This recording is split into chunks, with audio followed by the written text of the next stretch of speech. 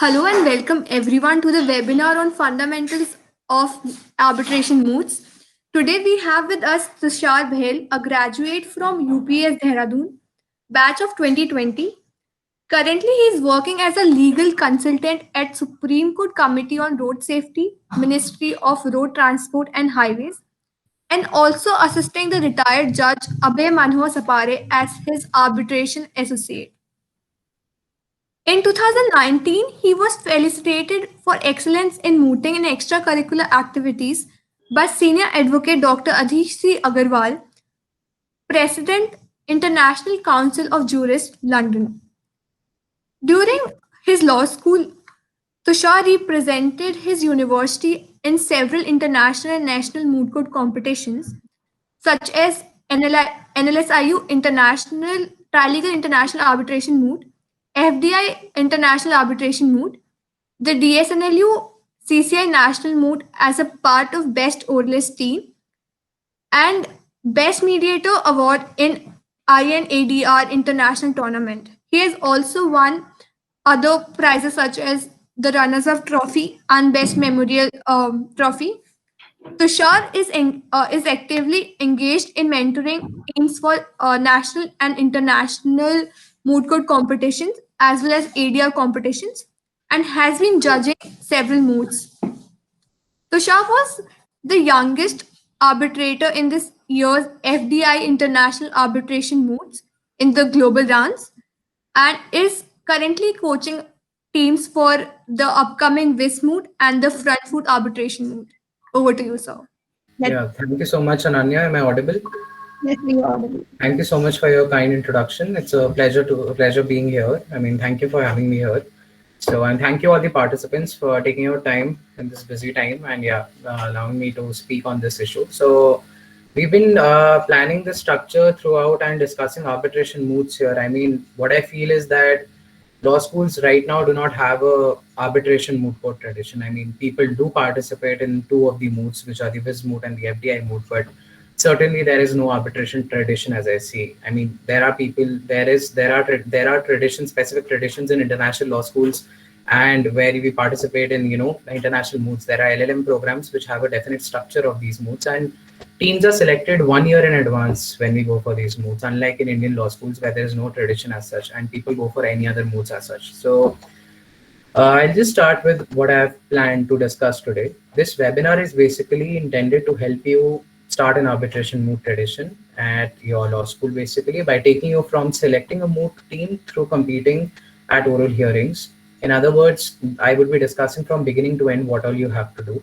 So there is no presentation as such, but I would request you to note down some points which I'll be referring you because there is a definite structure to this webinar today. To help you with this process, I have broken down this entire structure into 5 heads. Head 1 will actually get you started with the initial considerations to think about before, starting down the path of these arbitration moots, which moots you can choose, including financial and time considerations, how to go about selecting the team. So this will be the first heading which I would discuss. The second heading will help you understand how to do preliminary research and how to become familiar with the substantive law that is used in these moot court competitions. I will also take you through the steps of applying that research to the moot propositions that you have and also using it to, form compelling and convincing arguments. Head 3 is dedicated entirely to the memorandum. It will discuss the claimant and the respondent's memorandum specifically, discussing also the necessary and substantive and structural elements for written submissions. Head 4 will focus on the structure of oral arguments, basically providing important tips for gaining points and how different is arbitration moot from a traditional moot court competition and how you can prepare for these oral hearings. Head 5 will be the final conclusion part where we give you a taste of what you can expect in these international moots and the national rounds that we have for these moot court competitions. So without wasting time, I'll be moving to the head 1. Head 1 will be basically, when you start mooting, there are people who moot and then there are people who think about ADR. So you need to essentially understand that there are ADR competitions on one hand, then there are arbitration moots on the other hand. This is entirely different, and you need to understand that yes, traditional mooting is also different from arbitration. So there are 3 definite different criteria that we are addressing here. And Admitting this as the first step into one of the most comprehensive learning experiences you will have during your legal education. Participating in arbitration moots will allow you to develop new legal research techniques more than what you gain through these traditional moots. It will also flex your legal writing muscles, hone your advocacy skills, and you'll also get to travel internationally. So you can, you always have a chance to connect with global network of mooties just like you. Basically, in this time, we are not actually traveling abroad and these moots have been shifted online, but the 2022 moots, all of these arbitration moots in the year 2022 will go offline, certainly. So I'll jump to what to choose about the moot and how to choose about the moot. So I will be discussing 7 moots today, which are actually divided into tiers. So you need to understand that you shouldn't. It is advisable that you shouldn't go for these tier 1 moots right from the beginning. If you are just starting a journey, you need to move from the national moots to the international moots. That's what my suggestion is. And there are 7 moots that I'll discuss today. So the top 3 are the tier 1 moots, starting from the William C. Wiss moot, which is in Vienna and Hong Kong. That's the commercial arbitration moot. The second is obviously the FDI International Arbitration moot, which is entirely on investment arbitration. The third one is the Frankfurt Investment Arbitration moot. So these are the tier 1 moots. Coming down to the tier 2 moots, there is the International Maritime Arbitration moot organized by the Murdoch University, Australia. There is the International Arbitration moot of Madrid. And then comes the tier 3 moots, which are organized in India. Now, I started my journey with these moots, and I mean, it is always recommended to start with these moots to give you a taste of, what you can expect in international mooting. So this is the NLS Trilegal International Arbitration moot organized by NLSIU Bangalore.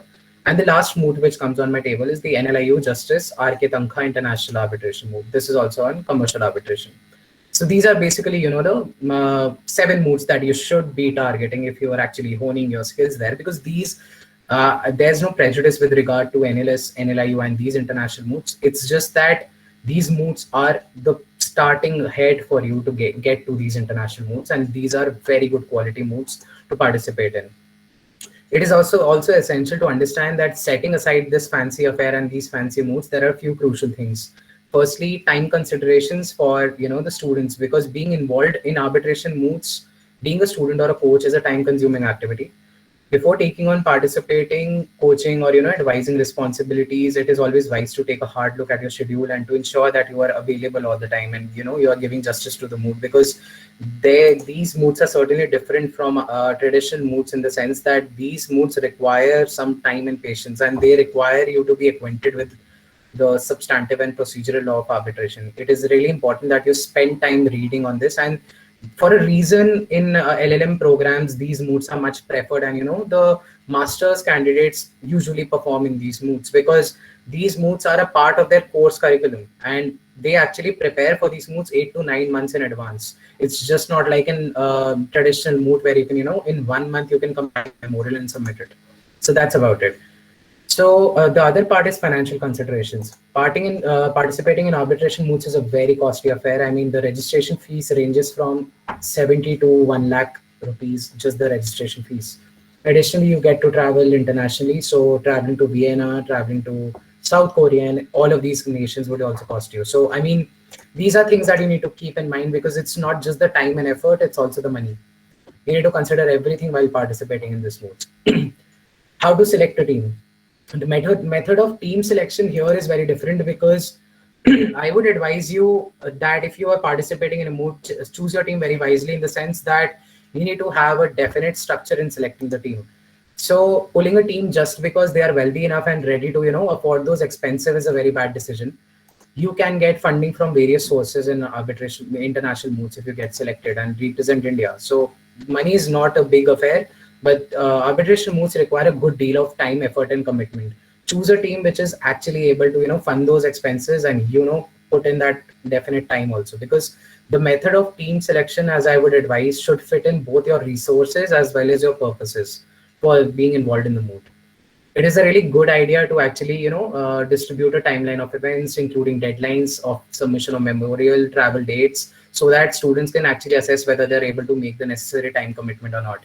And my advice would be try and limit the team to just 3 to 4 members in these moots, because if I talk about the William C. Wiss moot, They require just minimum 2 members and maximum can be 100 team members also. So there is no capping on the team members that require. But in other arbitration modes, there is a team capping of 5 to 6 members. Try and keep at least 3 to 4 members, even in case of the Wiz mode, because choosing and finally selecting a team should be done at least 3 weeks before the proposition gets released. If you decide to hold out tryouts and the process for picking a team, it should be done in 2 phases. What you can do is, I mean, you can jot down the last year's problem and you can get those moods similar to the competition itself, a written memorandum phase and an oral argument phase. So that's how selection should be done in the team. It is entirely different in the sense that you cannot actually choose your team just like a normal traditional mood, because team coordination efforts and everything is a lot more different. You need to commit to the mood there, right? I'll come to the head two now, which is preliminary research on the case. So now you've chosen a team and you're ready to go ahead with the mood.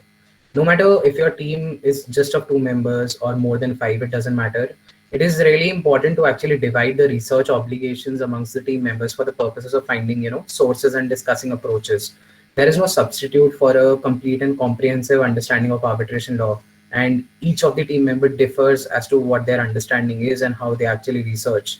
So conducting the research necessary to craft, a convincing argument for your case will be very crucial and far the most time consuming part of participating in arbitration moods. The propositions in these moods are intentionally drafted to contain some contentious issues that will have supporting arguments both ways. So for example, one issue would have 10, 10 good points to support that argument, but the other issue on the same hand would only have 2 supporting points. So you need to actually divide those issues and start a preliminary research on a broader perspective. So the first thing for all members of the team, and when you are approaching these moods, is to read the whole problem. These problems are actually around 30 to 40 pages at a minimum, and these are not just those 3-4 page memory national mood problems. The more the bigger the problem is, there are more loopholes in that. So it is essential that all the elements of the problem are read, reviewed, and understood. It will be necessary to read the whole record more than once because to get a decent understanding. And a helpful practice when first reading the problem is to print out a hard copy of the same that I used to do it. This helps you to identify which issues and facts will be important as you work on the problem, and isolate the areas that may be of particular importance in conducting your initial research. So there are 2 aspects of arbitration moods and the problems there. The arbitration moods consist of a substantive portion of the problem, and one is the procedural aspect. So this is not just a normal mood where you would only have a set of law to be applied there. There are 2 clear portions divided in arbitration law. The substantive portion of the problem is generally the heart of the dispute between the claimant and the respondent. There are just 2 parties, the claimant and the respondent. And these substantive portions actually focus on a specific aspects of international trade law, international commercial law, CISG, and all these things. The procedural law, on the other hand, follows a set of rules followed by the arbitral tribunal in conducting the arbitration proceedings. So basically, the substantive portion would be covering the substantive law, and the procedural law would be governing how to conduct those arbitral proceedings and the law governing those proceedings. The procedural law of the competition varies from year to year, and therefore it is very much advisable to read through the rules of the proposition rule book every time. Once you start reading down the rules and everything, and you are just coming down to the proposition, when you're just starting your research in arbitration mood should always go from a broad to a narrow approach. Why? Because you shouldn't be specific when you start with these moods, because in order to best understand arbitration law and international topics and these potential issues which are there in problem, it is best to start researching at a very broad level. You should be checking out the commentaries written by renowned arbitrators and authors such as Professor Schurer, there is Fletcher, there is Huber, there is Mullis. There are many authors there, and you should be reading those commentaries to get a decent understanding and the background of what law is and what you're going to do about it. These books will be very helpful and broken down by article to explain the effect of the article and identifying and issues and the conflicting interpretations of the same, because arbitration is all based on the interpretations there. Reading the commentaries and a broader research when you just start will help you provide with a better understanding of the legal landscape also of each particular article, and provide you with a better idea of the narrow topics you will need to research. So once you're done with getting the general understanding of what law is there, what are the potential areas of research, you should start narrowing down now. Preliminary research would actually take you roughly around 20 to 25 days as a whole to understand. If I'm just talking about a newbie mooter who's new to arbitration modes, so it will take you roughly around 1 month to actually, narrow down your scope there. After you start narrowing down, once you understand the issues of your case, you will then narrow down your search down to the specific passages or the commentaries that support your side of the argument. By this, I mean that commentaries on arbitration are written on specific substantive law provisions. So, commentaries are also on commercial arbitration, commentaries are also on investment arbitration, commentaries are also there on maritime law, and they are specific to the issues of the argument.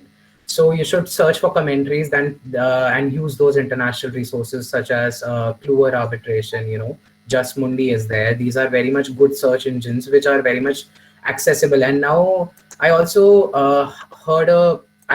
received a question on this effect that what if your law school doesn't provide you those international resources? So just to give you a heads up now, all these international moves, wherever you're participating now, they give you a free access for 1 year till the time you are participating and till the time you are about to submit your memorials. So the issue of resources doesn't come into picture anymore. They have started this trend since 3-4 years where they are actually giving you all these databases to research on for free. So you do not have to worry about your research. You can find almost every commentary, every article, every case law right there in these international databases. The third aspect of your preliminary research is supplementing your research. So once you have mined the well-known commentaries and books and their citations and the other international resources, you will want to go back and search for more information that might help your case, finding those good case laws to support your argument. In order to ensure that you understand the law which is presently applied, you will want to look beyond that, just the citations and the cases and the commentaries. So you need to search those good research papers, the good treaties which has been written, and there are many up-to-date resources. The Kluwer arbitration blog, for instance, they have articles mostly coming every day talking about new burning issues in international arbitration and international law. So you need to be checking those online databases and supplementing your preliminary research. Now coming down to the process of developing the procedural research. So for procedural aspect of the moot proposition, you need to understand that, yes, you need to be aware about these arbitration rules there. So you need to begin with reading the UNCITRAL model law, the New York Convention. These are the soft law and the international instruments on which the entire arbitration law has been adopted by various countries. So you need to start reading the UNCITRAL model law, the New York Convention, and all these arbitration rules, the SIAC rules, the ICC rules, the HKIC rules, and to understand under which rules the proceedings will occur. The applicable rules will be always given in the moot proposition, and you need to be thorough with these rules. So it also differs each year and will be clearly indicated in the problem. So in a whole, I would conclude this by saying that there is no actual substitute for simply reading and understanding the rules. You need to actually spend time considerably around 1.5 to 2 months to actually understand the procedural aspects, to understand the substantive law, and then you will understand the propositions really well. So the research stage, however, is the point where the actual team members should be considering all possible angles of the problem, because once you start drafting those memorials and once you start writing down your written submissions, there would be a time where you will feel that you are very much short of research, and the day you read a proposition again, there will be a separate angle or a separate loophole leading to a logical conclusion. So you would ultimately get confused whether I'm going in the right direction or not. So reading is the key in arbitration moves. The more you read, the more you develop an understanding. There is a perfect research strategy for arbitration moves that fits every person, but the importance of thorough research cannot be overemphasized. Now I come to the head 3, which is called the memorial phase. So memorials are not used. This is not the term which is used in arbitration moves. It's called the memorandum phase.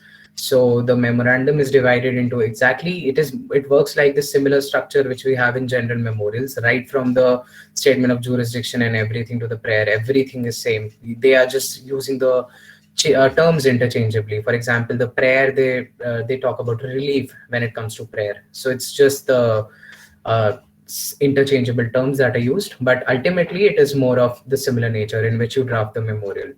So the first place to consult when looking for the format and structure of the memorandum is the official rules available on the website of the moot.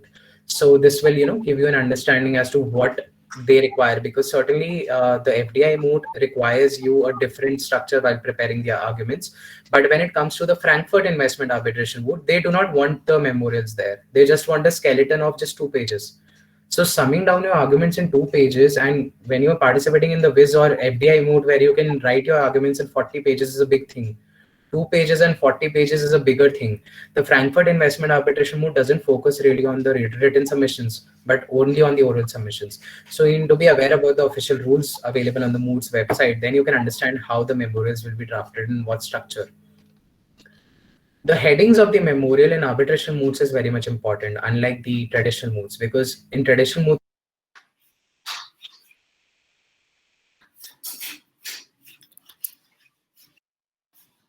Tushar, you're on mute, I guess. Could you please unmute yourself? when has this been? How long? Just 5 seconds back. So you can... Okay. I might not have missed everything then. Okay, thank you. Right. So yeah, as I was saying that in arbitration moots, the headings of the memorials will, be providing a very simple breakdown of your argument. And that helps the memorial evaluators to actually navigate the main points of a client's position. The major issues that should be addressed with, one core heading that will contain further subheadings that support your point. So my initial point is not to confuse between the arbitration memorials and the normal memorials, the traditional moots. All of these are same. It's just that the emphasis is laid basically on those core arguments which you have. So there should be a definite structure when you start researching in order to, this again calls for the fact that these headings, where you incorporate these headings in the memorial, will be in a constant state of flux the entire time you are working on a memorial. As I was already saying, when you are writing down your written submissions and researching, there will always be a new point which will come into picture. These new points will, create a big confusion there, as to where am I going ahead. So what seems right one day will also seem wrong the next day. And you never know if you're really going right or wrong in these directions. So again, I would reiterate the emphasis of spending time on reading about the law and about the procedural law way before the moot comes and the proposition is released will always help you. The reading is not a big deal as such, because if you're ready to commit time and your team is ready, well coordinated, so it's really important to create a very, seriously committed team for this. Because yes, you can obviously chill out in Vienna, of course, but if you will lose the moot and, not bag any awards, so yeah, it ultimately gets down to that effect. So the initial, what we do in traditional moots is follow the IRAC method, as you would already be aware. But in arbitration moots, the major difference is that you follow the CRAC method. The CRAC method calls for conclusion, rule, explanation of rule, analysis, and conclusion. We do not follow the IRAC method in arbitration mooting, because the emphasis, as I was already saying, was on headings. So when you start with the conclusion, you will tell the reader your opinion of the legal issue just from the outside, and then you will proceed to demonstrate your reasoning. That calls for a better approach. And in arbitration moots, the tradition has always been to start with the conclusion, explain your legal issue from the outside, your opinion, and then conclude it on the same lines. That calls for a better halo effect. As I would say, there is a concept in psychology called halo effect, and halo effect is something which is really helpful once you are reading. So conclusion, starting with the conclusion, calls the primacy effect in psychology, and concluding by ending your submissions calls for the halo effect. So in both those cases, the arbitrators would be really happy to hear your arguments, because you will be concluding right from the beginning that this is my point, these are my reasoning to support this point, and I'm reiterating that this is my point only. You save your time on that. So while drafting the conclusion in the beginning and drafting the conclusion at the end, there is a difference. I'll explain how. I'll be explain the CRAC rule in the arbitration moots right now onto that. So while concluding the starting conclusion, you will start drafting your argument by stating the conclusion. This might seem backwards, but as we have previously discussed, giving the reader an idea about what you will be arguing helps him or her to follow along with the argument and understanding how it actually relates to the main arguments of a case. This portion will be more of a conclusory statement, basically exactly what the point of your argument is. Just like you draft your just like you draft your arguments advance, the way before that you jump to the conclusion there. In arguments advance, how we draft is that we start with the facts, we start with the core problem, we substantiate with case laws, and then conclude. But in this case, you will be giving your opinion in 3 to 4 lines and then substantiate everything, and then again conclude everything. So the rule following the introductory conclusion statement, you will want to introduce that rule that supports your argument. You will be saying that yes, the claimant is entitled, the respondent is entitled to damages. This is your opinion, but you will have to actually introduce the rule that supports your argument. So by the principle of pacta sunt servanda under Article 32 of the VCLT, the respondent didn't act in good faith and subsequently he is liable to pay for damages. That is your conclusion, the way you start. Now, you will supplement your CRAF method by understanding and explaining what Article 32 of VCLT states after you have presented your legal argument.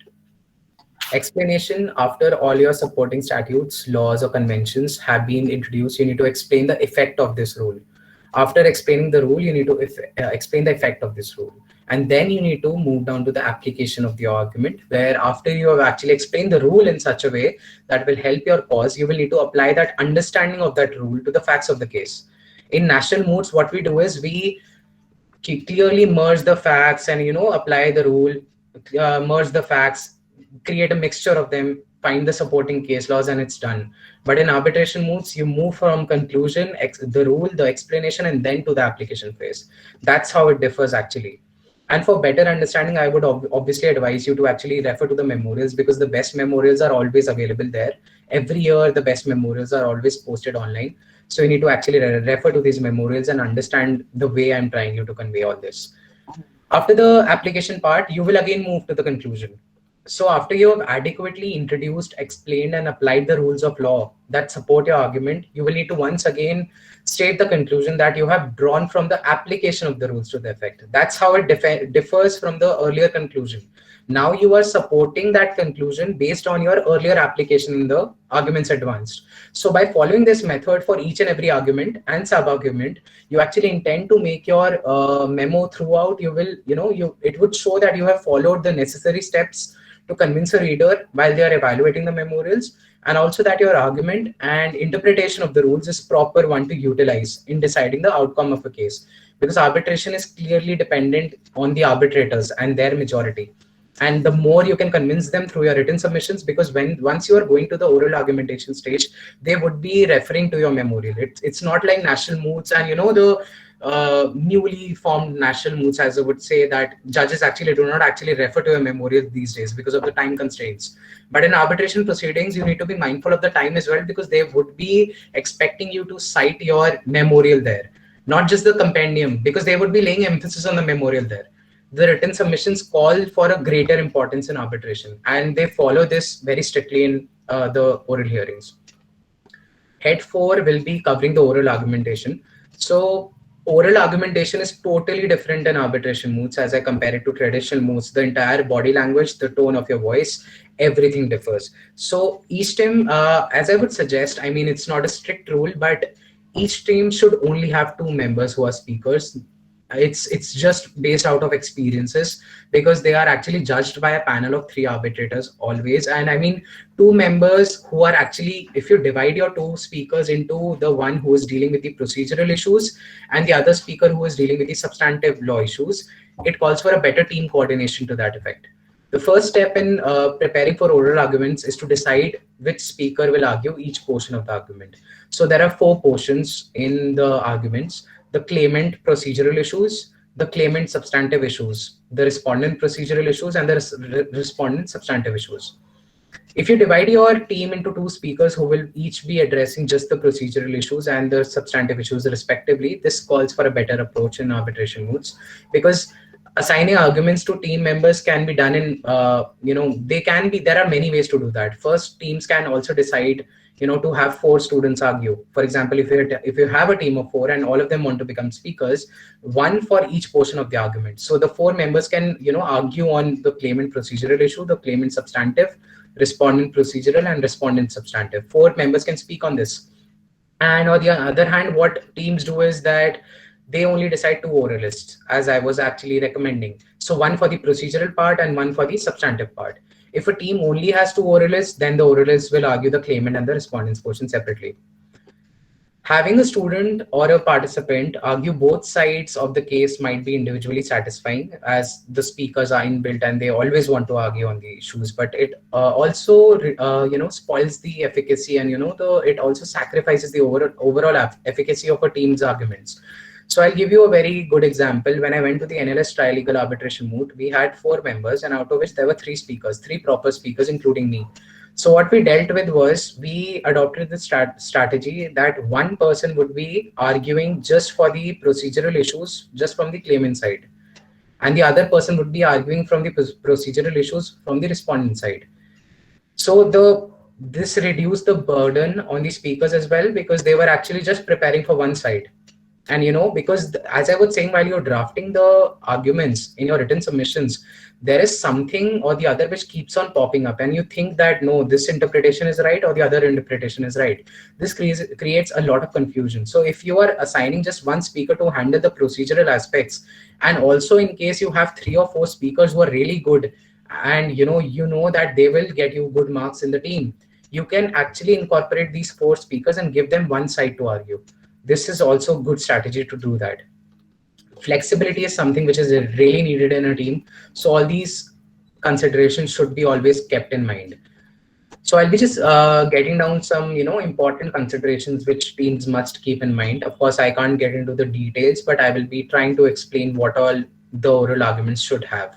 So each oralist should be actually comfortable with his or her own style of advocacy. There is no specific style which arbitration moots require, but there are certain skills that needs to be taken into account.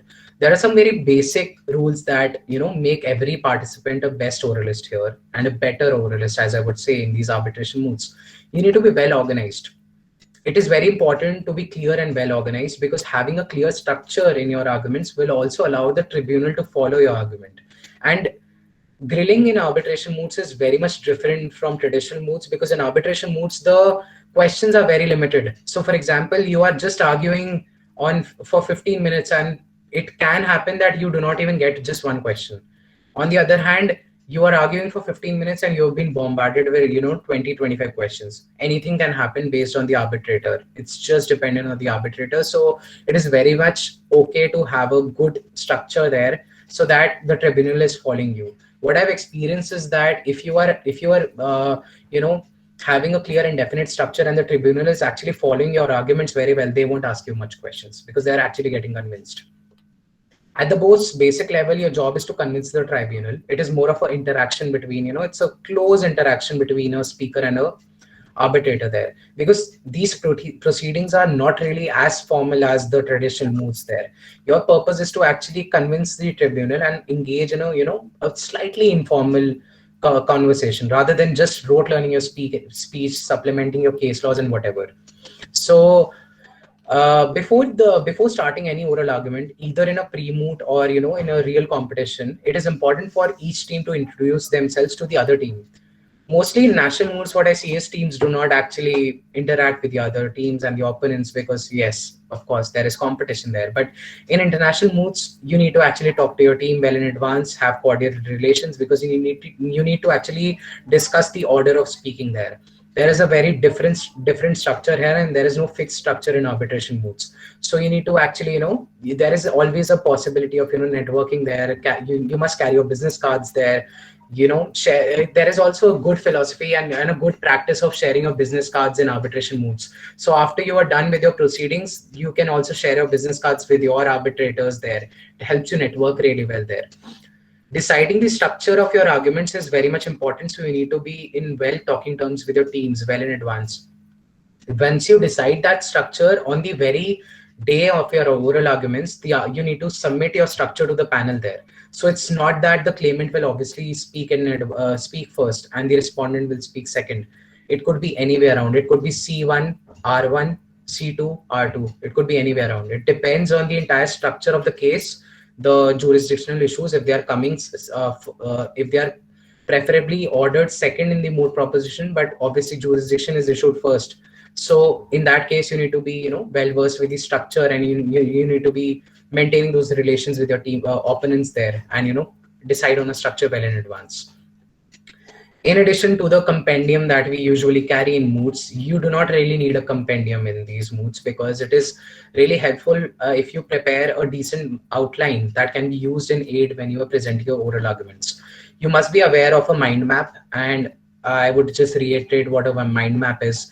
A mind map is basically an outline, which is not something that you will be reading during every step of your argument, but will be instead be something you can refer to in case you have actually lost your path, and structure and guide you back to your place if you become lost. It is maximum a 2-pager submission. It is more of a roadmap and an outline, a basic structure of your argument, that yes, this is my argument, and these are the 4 key arguments in that. These are the supplementing case laws. That's about it. So apart from the roadmap, the one suggestion that I have for you all is you need to cherry pick. We do not cherry pick in national moods because there are just 3-4 issues to argue. But when there are arbitration moods, there are 3-4 issues, but there are 6-7 issues in each and every issue. So we need to cherry pick which argument is the best for you.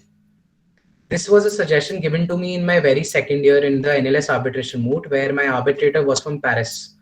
And I was, I only had 15 minutes and 2 issues to argue. I was just gaining some speed and, missing out some crucial arguments. He told me that you should have only one best argument in your issue. And even if you just argue that one best argument in your issue, the tribunal is going to be impressed with that. So the purpose is to cherry pick what your best argument is. In one issue, if you have 4 supporting arguments, you need not argue those 4 supporting arguments. You need to first argue your strongest part. What teams do is they actually leave out the most important part and, save it for later, but you won't have time to do that. Instead, focus on the best argument that you have in your issue, cherry pick that, and move to the second issue. Proper conclusion. What teams miss in arbitration moods is, and also national moods, also in the traditional moods, team do not conclude well. Teams think that prayer is a conclusion. Prayer is not a conclusion. Prayer is a request for relief.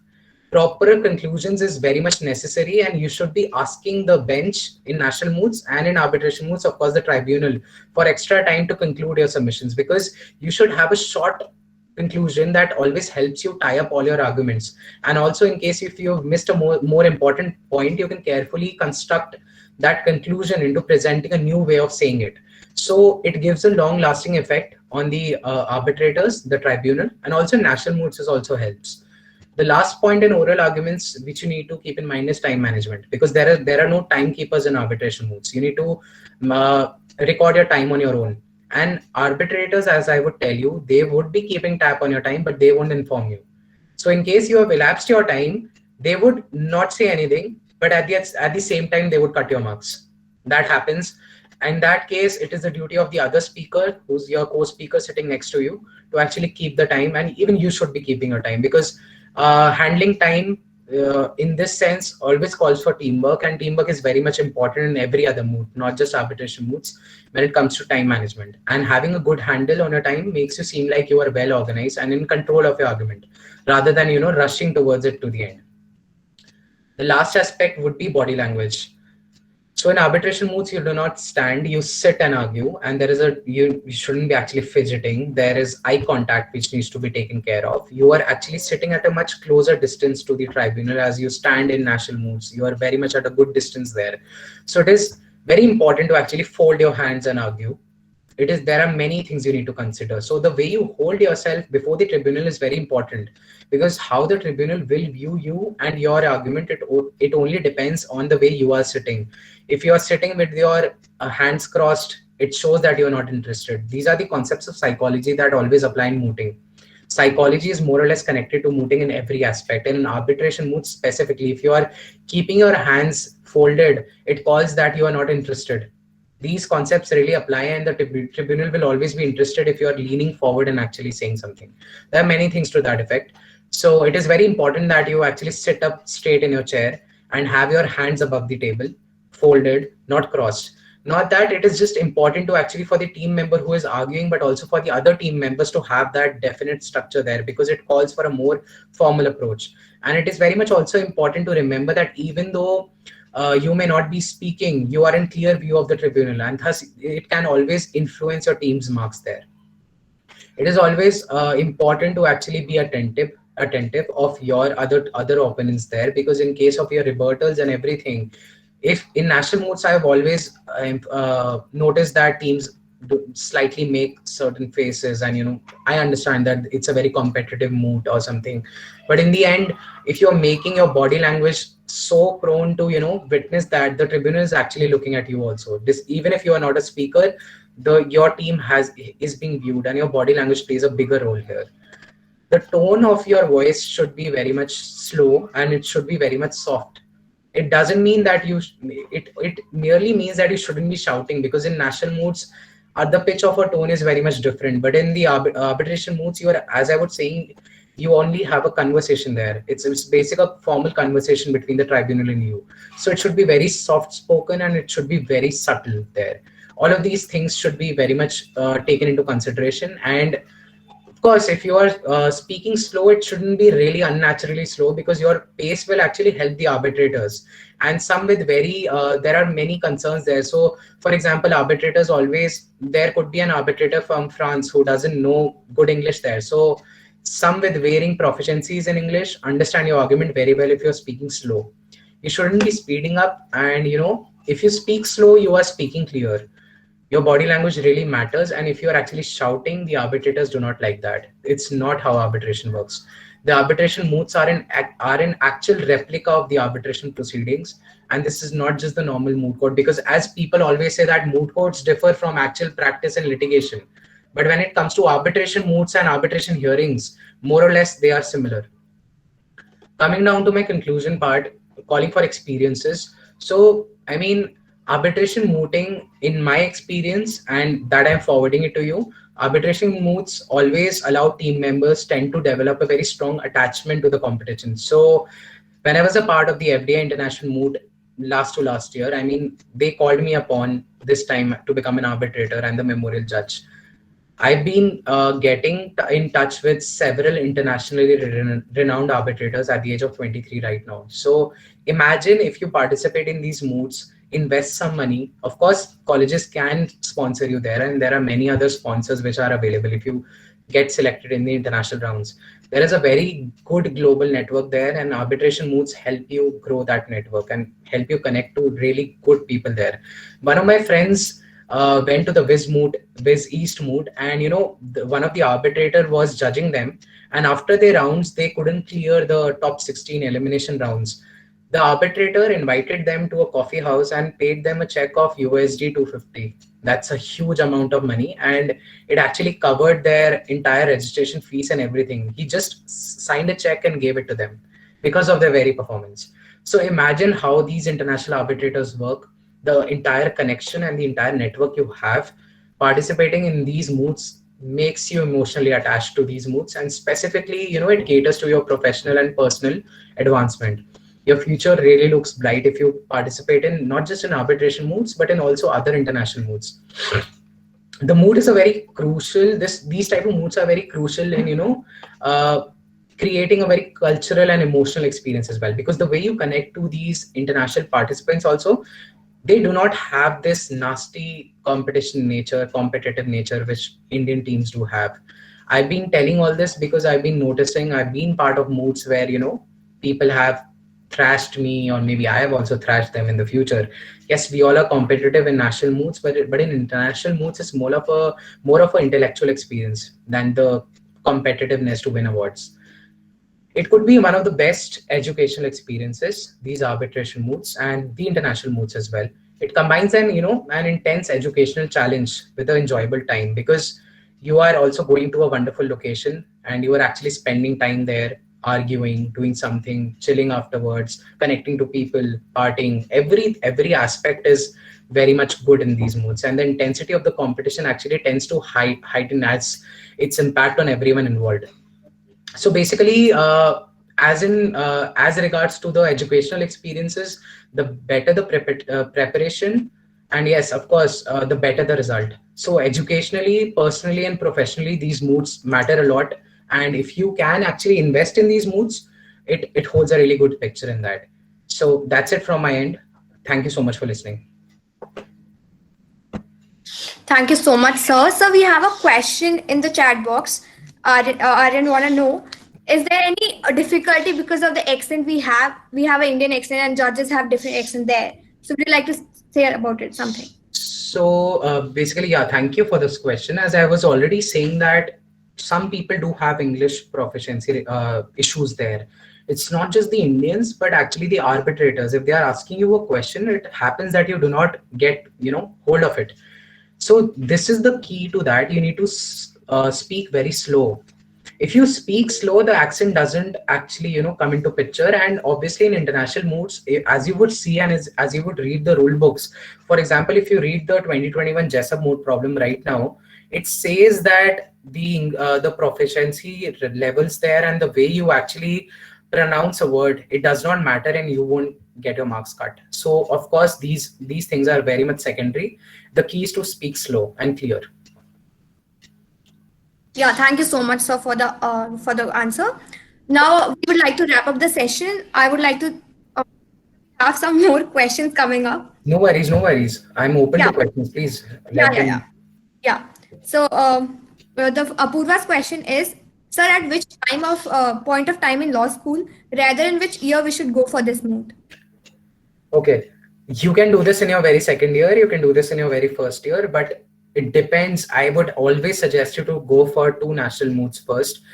Two national arbitration moods, as I was mentioning, the NLS-TIM mood and the RK mood. Both of these moods are really intellectual. The problems are really good. There is also a mood by GD Goenka University on commercial arbitration that happened last week. So these moods are a step towards your international mooting. And before you actually invest your time and effort and money in that, go for these three moods. It would give you an understanding. You can always go in your fifth year. You can always go in your second year. I went for my first arbitration mood in my second year, but I also went for my last mood in fifth year. So it actually depends on you. Okay, so last question. Is there any specific advice for the first year, like how they can start on the arbitration mood? Just read the substantive law, enable a basic understanding, because it's not like arbitration cannot be understood by first years. Arbitration can always be understood by first years. It's just that you need to develop an understanding, because see, arbitration moods, as I was already saying, depends on a lot of commitment and effort from your end. So the key to arbitration moods is basically understanding what arbitration is all about. Understand what the law is, what the procedure is. If watch the videos on YouTube, I mean, there are too many videos on YouTube there, and of course Memo Pandits is also conducting certain courses there. The videos are there on YouTube and elsewhere. So have a look with them. Understand that Memo Pandits has also adopted they have certain panelists online who have experience in arbitration. So you can always get in touch with them to get a basic understanding of what you will experience in the time come. Yes. So another question is, after completing LLB degree, can I go for international moods? Of course, yes. As I was saying that in LLM, teams participate, and when I go for my master's 2 years down the line, I'm also willing to participate in the Viz moot again. So in LLM, you should be a registered student in these moods. Some of the PhD students also get permission in these international moods. So the mooting doesn't end actually. You can always participate in them. And that's one of the great part about the mooting. So other question is, how we can go about the division of issues for the purpose of research in the team of 4? Researching and dividing the issues, I mean, it ultimately depends. As I was saying that there is a reading phase. So understand and divide, organize team meetings, understand that what person is comfortable with the procedural law. Because as I would talk about my experience, I was always comfortable with the substantive law, because I had knowledge in public international law already, and I was very much interested in that. So I used to argue only the substantive law principles. It also depends on what the speaker is actually comfortable with. So team coordination is very much important in this question here. Okay. And another question is, are the resources provided by the organizer sufficient for the purpose of mood? No, entirely nothing is sufficient, but they would give you the starting head. I mean, they give you the best resources possible. And if it comes to arbitration moods, They give you access to Kluwer, they give you access to Investor State Law Guide, they give access to Just Mundi. These are the three best international databases. I mean, you do not need anything. But of course, if you need any other thing, it also depends on that. There are many other resources as well. Okay, great. So participants, if you guys have any question, please post it in next 5 minutes. Otherwise, we'll wrap up the session.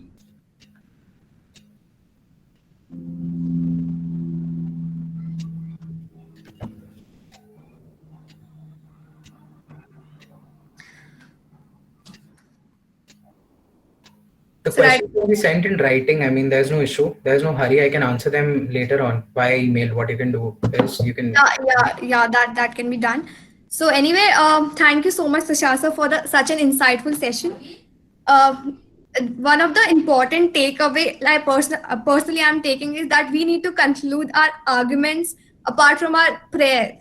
That was never told to me before this session. The conclusion is very much important, even in national moods. And I was actually referring to national moods. Why? Because there is a good difference between arbitration and national moods. But even in national moods, as Anant would obviously agree, conclusions is something which is never there, and judges are actually falling out of line because students are actually arguing something, and when they're not concluding, it does not create a long-lasting impression. So concluding everything is really important. Yeah, it's a presumption that the prayer we say is the conclusion, but as today we all came to know, it's not. Sorry to interrupt you. Hi, Tushar. This is Rajni. And I just wanted to point out, thank you so much for such an amazing session. And you have shared a lot of insightful facts. First of all, the CRAC method, which I'm sure not many know, and the classification of substantive and procedural issues with respect to the oral argumentation approach. And after that, one very important fact that students miss in a mood is that you've got to network with other other participants or the judges. It could open up various avenues for you, including the internships, which students often struggle with. And yes, again, the conclusion is different from there. Thank you for having me. Thank you so much. One question, which the last question, which I would like you to address, and you are the best suited guy for that. What are the possible career options which a student might have after his law school with respect to the arbitration part? Okay, so it's a question that actually applies to me because even I'm trying to break into this international career. So right now, as I would say, I am clerking with a retired Supreme Court judge who are arbitrators right now, and I'm working on arbitration cases with him. The first aspect would be to clerk with an arbitrator. This is one of the options. There is always an option to actually work in domestic law firms. It is very much advisable to understand what you want after that. So my idea is to break into the international legal market. And for that, I need some domestic experience because cracking colleges like University of Geneva, MIDS, where they take you only 30 people all over the world, they require an experience of 3 to 4 years. So it is very much advisable if you want to break into the career of arbitration or maybe international arbitration, you need to have domestic experience in your home jurisdiction. In terms of that, you can do anything. You can work with an arbitrator for 3-4 years. You can work at a domestic law firm and practice those cases there. You can also work in a tier 1 law firm. All of these things are very much advisable. But yes, arbitrating with clerking with an arbitrator gives you a very much upper advantage because in international boundaries there in international jurisdictions, people really prefer if you have clerked with an arbitrator because you have the experience of the other side, not just the arguing, but the presentations, the award writing, many things come into picture. The arbitrator's standpoint, the arbitrator's picture there. So I'm assisting Mr. Sapre in all of the cases there. So I'm really aware about the intricacies that practitioners actually avoid. After this, I'll be transitioning to the law firm practice there and, getting to become a counsel there. So, I mean, you need to have a diversified experience before you go for your master's. And of course, master's is a necessary requirement because you do not just get to break into the international legal market without an international arbitration master's. Yes, thank you so much, Tushar. I guess this would be very, very helpful for the students who are interested in pursuing career in arbitration. I guess, Ananya, you can conclude now. I switch over to you. Okay, thank you so much, sir. So finally, we are wrapping up the session. Thank you so much, Tushar sir, for taking the time out for this session. Dear participant, the feedback form is given in the chat box. And please do visit our website. We provide, as sir also mentioned, we provide on oral argumentation and memorial making. The website is given in the chat box, and I'm sending a number. You can contact us at that number for enrollment. Lastly, so thank you so much, Tushar sir, and dear participants for engaging with us today. Thank you. Thank you so much. Thank you so much for having me.